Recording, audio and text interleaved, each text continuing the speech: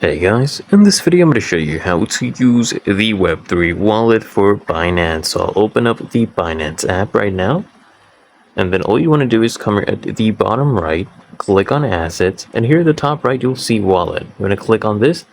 This is your Binance Web3 wallet.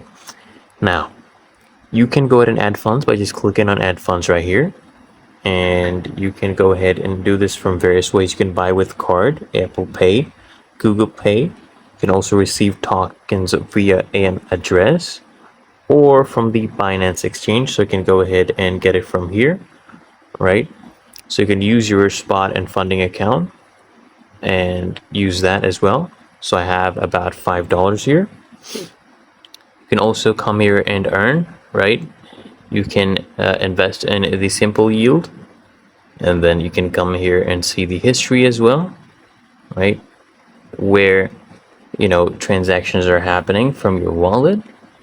You can come here and check out some rewards, right? And see what you have claimed, what is pending. And if I click here on more, you'll be able to see the connected D apps. You can come here and click on receive as well, right? Of course. And now I'll show you what to do if you want to go ahead and trade. So if I come here and click on trade, you're able to do spots as well and bridge. So if I come here, I can choose if I want to do a spot from, let's say, BNB. This one is about $581, and it will give me this much USDT. So it shows you how much USDT to receive.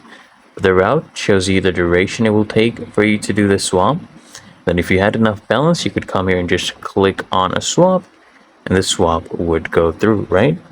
And that's how, guys, you can go ahead and use your Web3 wallet. Really that easy and simple. So I hope this guide provided value to you, and if it did, consider smashing that like button, as well as subscribing to Smart Solutions, and I'll see you guys in the next one.